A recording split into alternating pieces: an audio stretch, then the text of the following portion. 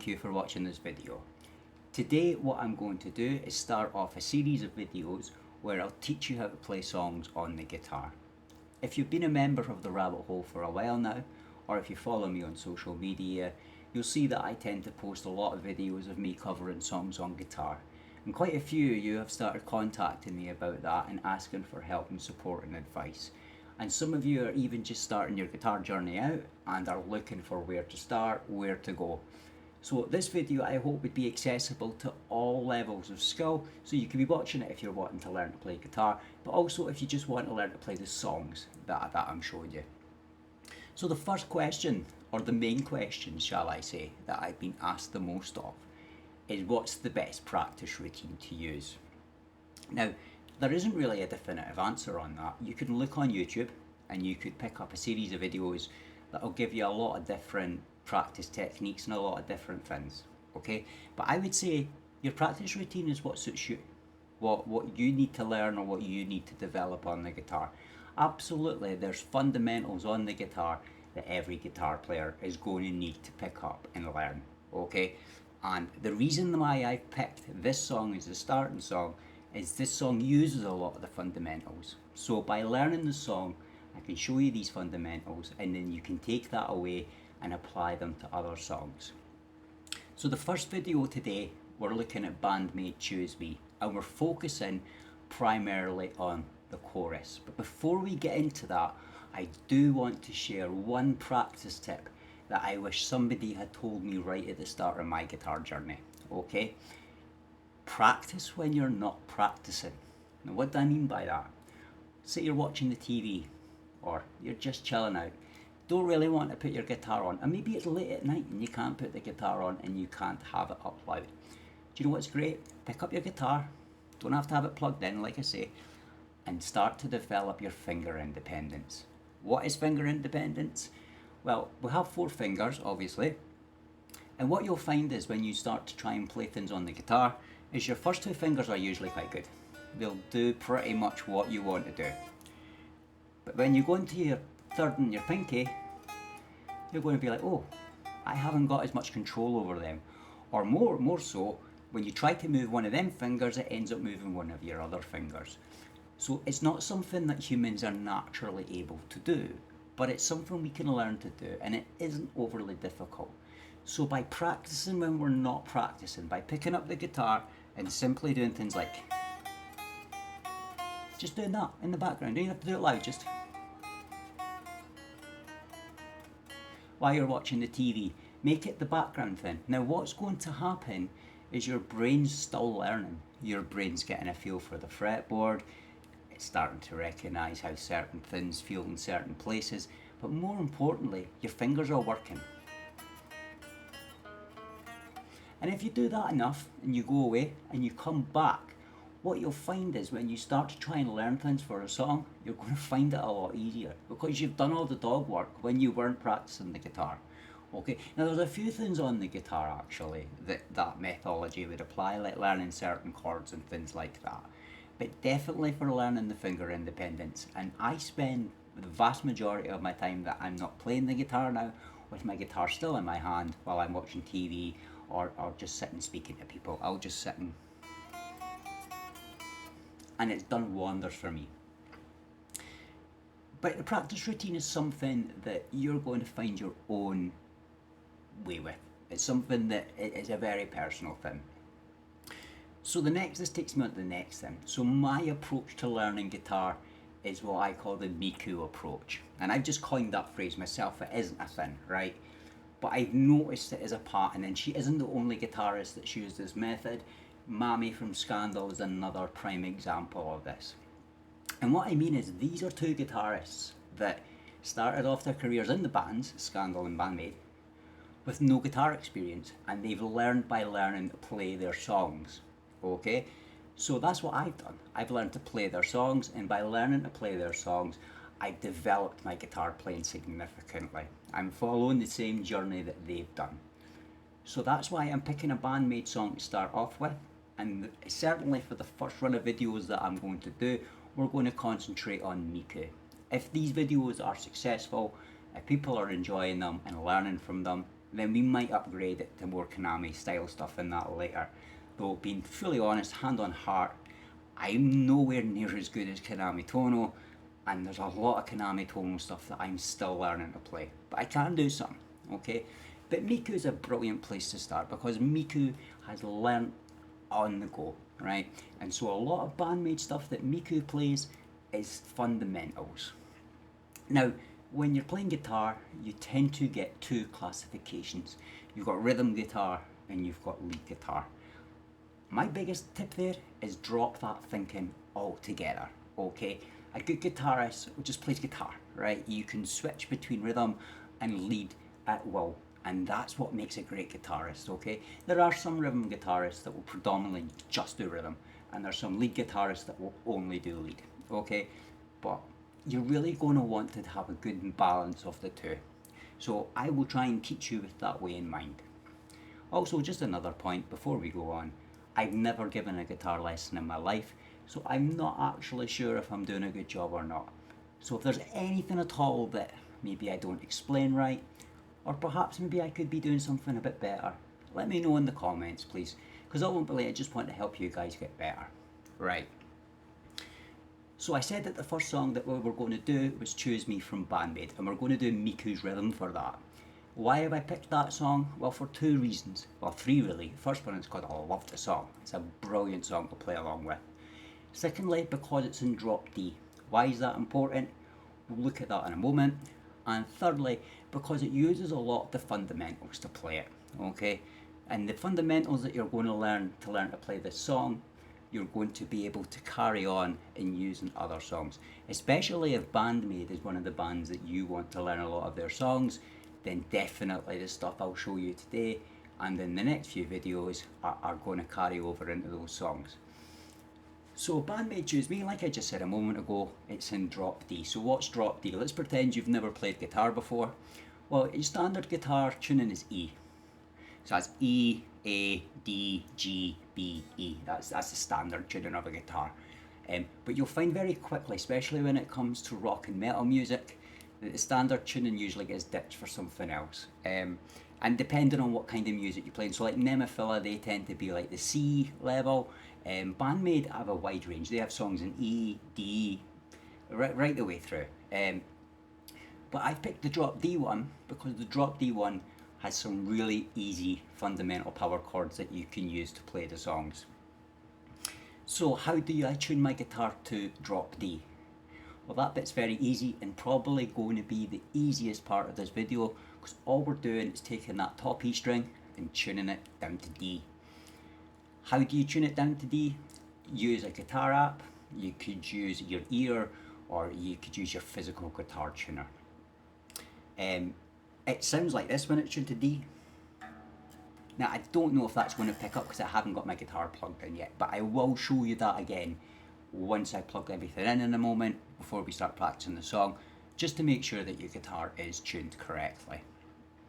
And so we'll do that now and we'll start continuing on with the lesson. Okay, so how do we make sure that the guitar is tuned into drop D? Well, like I said, all you need to do is tune this top string here to D. So it would normally be E. You can use an app, you could use a physical tuner, or if you want, this is what it sounds like if you can do it by ear and just try and emulate it.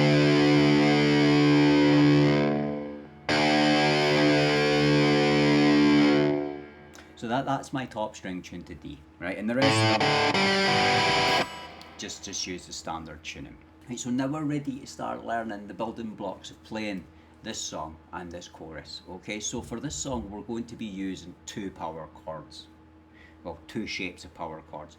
The first one is the easiest of them, okay, because it only requires one finger. So what I want you to do right now, you've got your guitar tuned to drop D. I want you to take that finger and I want you to place it on the 7th fret. And I want you to put pressure on the top two strings and not so much. Just lay your finger across the rest of them and you'll get this.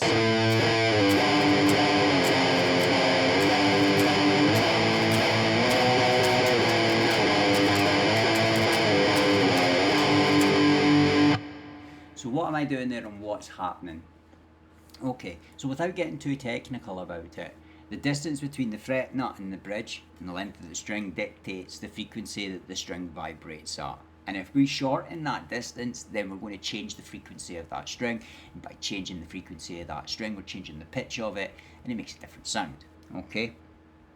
So when your guitar's tuned to open E, when you play your guitar, that's that fret nut to there, and that length of string that makes an E. Okay? But if I was to move that fret down and shorten the length between these two, it's going to change the sound. So if we use that logic, that's now my fret, this finger here. So if I'm on the 7th fret, in reality my guitar's now just that length. Okay? So it's the exact same as when the guitar was here, but it's now here. So it makes a different chord. And if we change it to a different fret, it makes another chord, and another chord, and another chord. See? So rather than playing chords that have all these different kinds of shapes into them, you literally just have to do the one thing. It's just fantastic. It's really efficient for playing rock music, and that's transferable over to a lot of music. Also, you'll notice as well, a lot of Band-Maid and bands will do this.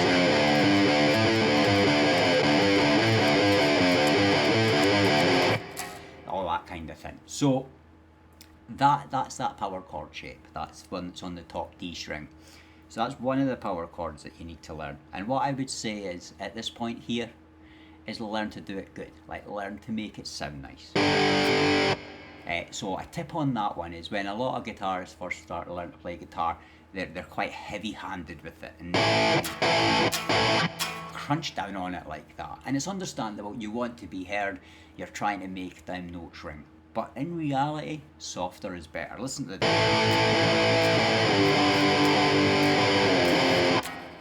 So you don't want to be putting too much pressure when you're holding that down, because you want your hand to be able to move very easily between the frets. And the same with the strumming. You don't want to be yank, yank, yank, yank. Just gently bounce off the strings, okay? I call it like trampoline. I kind of bounce off it. That comes with time, and it comes with practice. So don't worry if you're not doing that straight off the bat. The more you practice doing that, the better your song's going to sound. Right, so the next power chord, this one's a little bit more tricky. So we're using the same logic with the fret nut distance, but what we're going to do is we're going to do this power chord on the root of our A string. Okay, so this top D string is going to get ignored for this power chord. And what we're doing, this is an A-shaped power chord, and the reason it's called an A-shaped power chord, because that's our... So we've got our fret nut, fret, and then our A's like that, okay? So if I'm able to play that A shape and use my finger as the fret nut up and down this neck, then the same logic applies. That's going to change the chord, and I'll show you what I mean. So this is A sharp, right? That's B, C, C sharp, E, D sharp, E, F, F sharp, okay? So very quickly, just using one finger shape, I'm able to play a lot of chords. So how do you make that shape though? Okay, so what you want to do is you want to take this finger here and you want to place it, we'll go with the 5th fret for this one, you want to place it on the A string and then press down and then just lightly lay this finger across the other remaining 4 strings. Now some people use their 3rd finger for this, and that's totally fine. There's a lot of accomplished guitarists that will use their 3rd finger to do this power chord. I use my pinky, okay? Now, I'm not saying that any way is better than the other. There's advantages to each, okay? But I find it easier to use my pinky for this. Now, what you need to do is you're needing to put pressure on 2 strings with this finger, though. You're needing to put pressure down on the 3rd string and the 4th string. So that's your D and your G string. Now, when you first start doing that, it's probably not going to sound too nice. It takes practice, especially because you're using your 3rd and your 4th finger, or one of each to do it anyway. There are times where you'll use actually both for that power chord. Just practice it and keep at it. Just do what I was doing.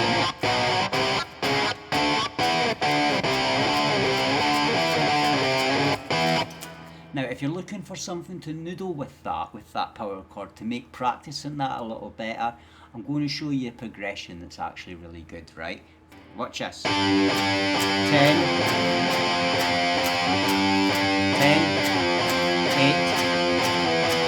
7, 5, 4, 3, 2.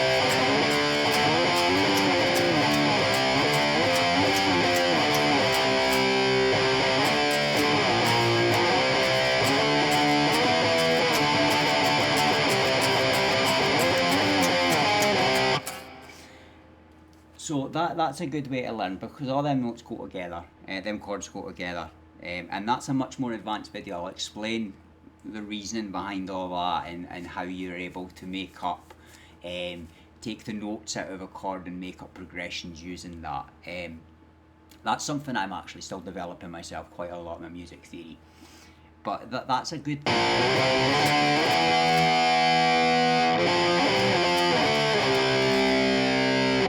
Okay, so if you're going to do that, that's going to help you build up using those power chords. Now, the thing about that power chord shape that I've just shown you there is that power chord is used in pretty much every song I've ever played where it uses power chords. Like, it's the most prominent power chord shape, I would say. Now, let's put this into trying to learn to play this Band-Maid song. So the first thing I'll show you is the progression. Okay, so how is this song played? So we're wanting to make this A-shaped power chord. We want to play A sharp. So we are playing in the first fret. The next chord that we use is 7 on the top string. That one finger one. Then we want open D. So we're just going to play that and then back to 7. Now that probably doesn't sound too much like it, but listen to this.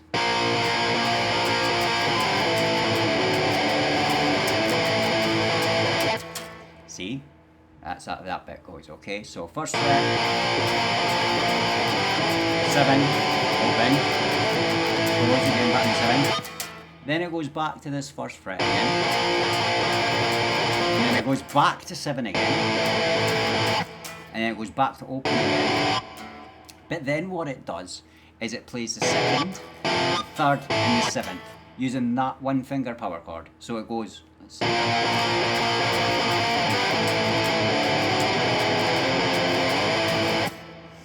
That's probably, for a beginner, that's probably going to be one of the more trickier parts of that progression. So from the top,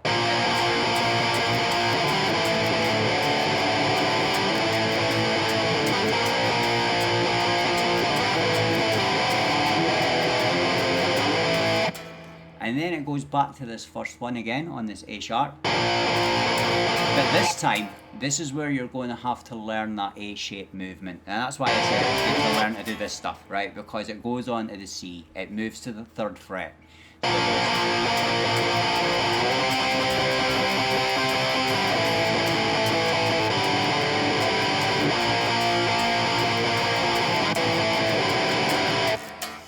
Okay. I think that sounded a bit janky there. I'm going to put it all together though, so don't worry. It's quite actually hard when you're breaking it down and trying to play it in different bits. So I'll play it from the top, I'll play it very slowly and try and play along with me. And what I'll do is I'll shout out what I'm playing, okay? So first fret, A power, A shape power. 7, open, 7, A shape power chord on the first fret, 7, open, 2, 3, 7, A-shaped power in the 3rd fret, up to the C, back to the 7, open, A, and that's where it ends. And that's the chorus. That is literally the chorus to choose me, Miku's bit. It isn't really that difficult to play, but if you're starting from the scratch, and you're having to learn all the fundamentals to get that bit, that's a great way to learn the fundamentals and using them in a practical way and a rewarding way as well, because once you've learnt them, you've already learnt the song as well. So remember,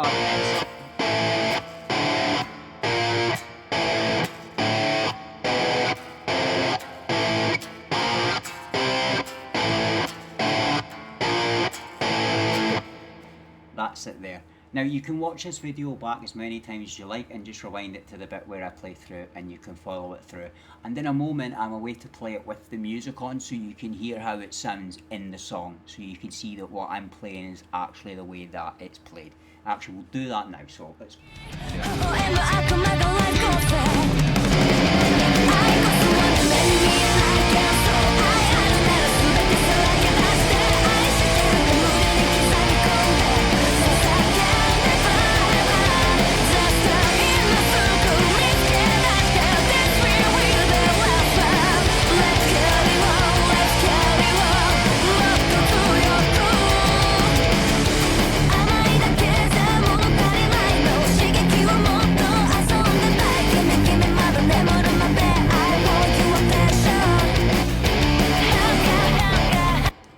And we'll stop it there. Now I went a lot, I couldn't not play that bit, I love that bit of the song too much. And that's what we're going to do on the next video, is I'm going to show you palm muting, how to palm mute, and I'll show you the progression for the verse. The progression for the verses, I wouldn't say it was difficult, but it's definitely more difficult than the chorus. So focus on the chorus, go away and learn what I've shown you in this video today, put it all together and practice it. And once you can play that chorus, and you feel confident that you can play that chorus, then you're ready to learn the next part of the song. And by the time you get to the fourth video, you're going to play this song from the start of the song to the end of the song, and you're going to feel good about it. And you'll be starting right on your guitar journey. This is how I learned to play stuff, and now I'm playing stuff, like I say, I'm in knwo territory now. I'm trying to pick up sake guitar, I'm playing stuff with octaves and all these kind of things, but this is how I got there. And I would say more so in the last 6 months, I've seen everything starting to fall into place.